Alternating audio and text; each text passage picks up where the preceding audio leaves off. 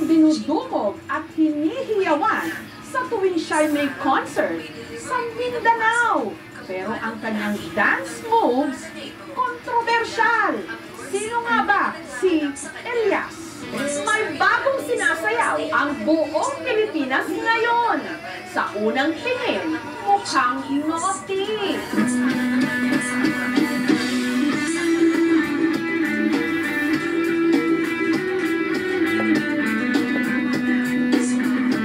Kaya ang iba nagtaas agad ng kilay. Parang malaswayong sayaw. Pero hindi nito napigilan ang pagiging viral ng dance steps na ito.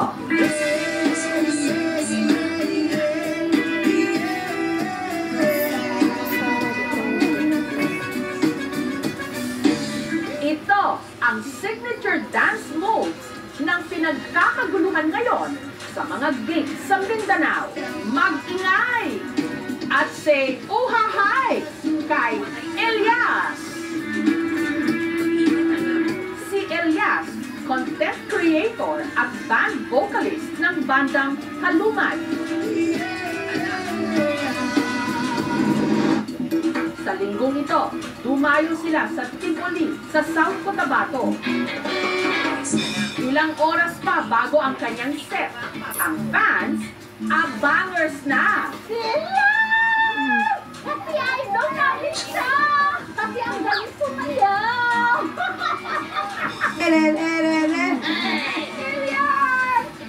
Oh, hi! At nung nasilayan na nila sa wakas ang kanilang idolo, ang audience hindi magkamayaw.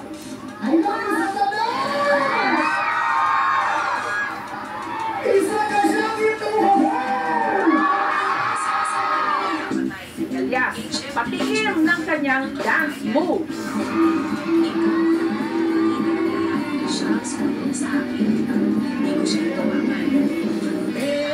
Elias, paano nga ba ang iyong step by step para sumakses? Childhood dream daw talaga ni Elias na mag-perform. Ang kanyang talento nahasa dito sa kanilang bukid sa Magtep, North Cotabato. At ang kanyang naging mentor, ang kanyang tatay Elias Sr. Bonding daw kasi talaga nilang mag-ama ang kumanta habang nagtatapping o nangungulekta ng dagta ng rubber tree. Pag nagtatrabaho kami, kumakanta siya palagi. Alisto ka! Magsakay ako ng kalabaw, magpakain ng gamot, tapos dinadala ko yung lyrics, binapractice ko araw-araw hanggang sa kabisado na friend voice at saka English kasi mataas pa yung boses ko. Ngayon, hindi na, masarap na lang.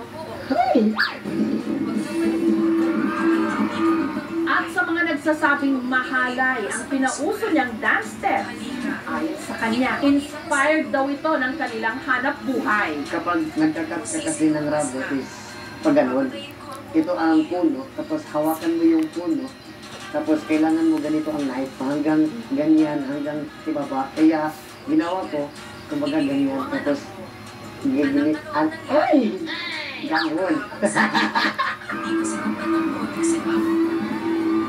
Siguro nasa kanina lang kung ano yung iisipin nila. O rin niya punuan sa guma mga dol. Bata pa lang, nagtatapping na raw si Elias.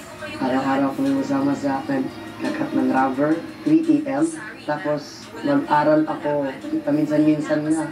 Kapag mag-school ako, mabaho pa yung kamay ko sa rubber. Pero kapag naibinta mo na, kumot na yung kwarta. Dagta ng rubber tree ang kanilang hanap buhay. Sa pagtatapping, kumikita ang mag-ama ng 7,000 pesos kada anin. Kaya na makatabang sa mga, kuha na mo pamuga, kagastos na mo sa among pagmalay, mura rin na mo nasaligat.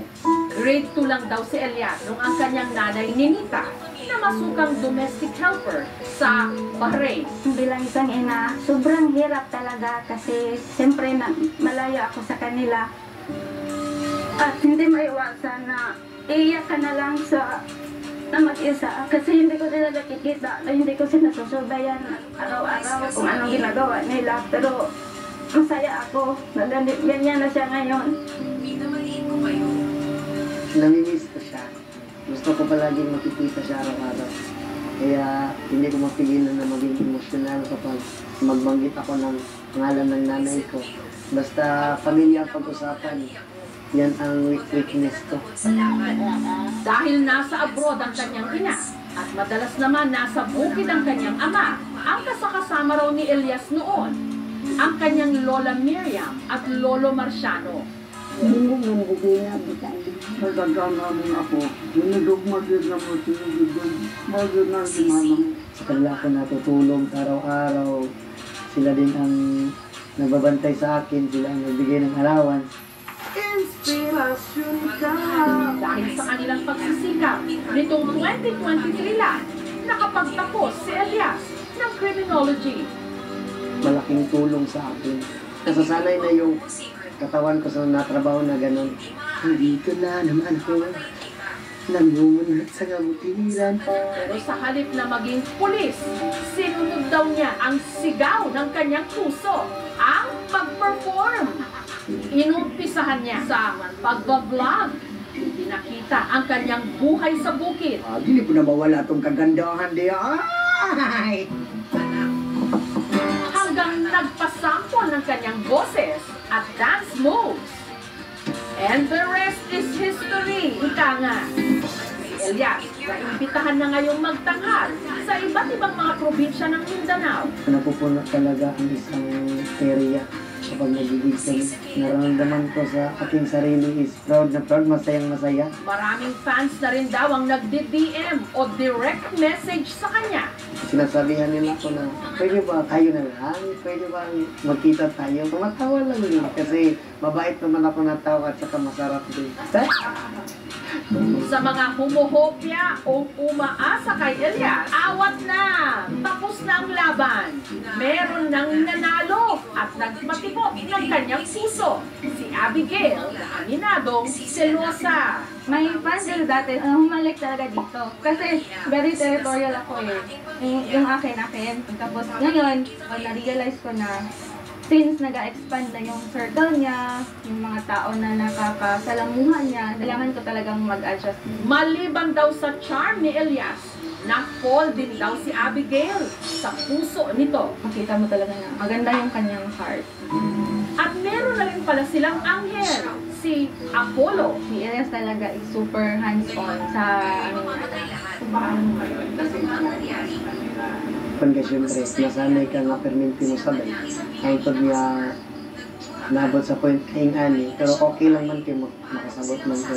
Hindi biro yung pagdaanan namin. Ngayon, unti-unti na namin naaabot yung mga sinasabi lang namin dati na kay Inges ka, unta ka nang makatugtog ka sa kanang big stage. Pa, uli na. Binaw na ako ni Pa. Buntag, kahapon lang, umuwi si Elias ng Magpet para bisitahin ang kanyang pamilya. Kamusta? Ano yung birthday oh? Nakipaglaro siya agad sa kanyang mag-ina na miss na niya. Kailakin dito. Sinamahan din niya ang kanyang ama na muling mag-tapping sa bukid.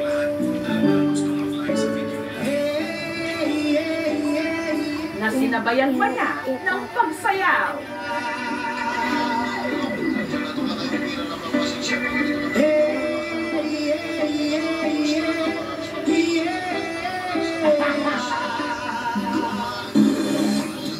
Kinagabihan, diretso naman si Elias sa gig nila sa Cali Fest 2025, Kalinan, Davao City.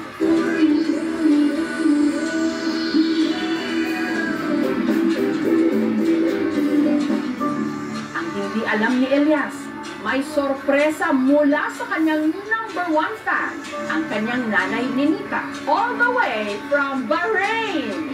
Istanbul at laging pasalamat sa Panginoon sa lahat ng na-achieve mo at laging mag-iingat sa bawat event na pupuntahan mo. Tatandaan mo na narito lang kami ng pamilya mo at laging pupunta sa magandang hangarin mo sa buhay. I love you, anak.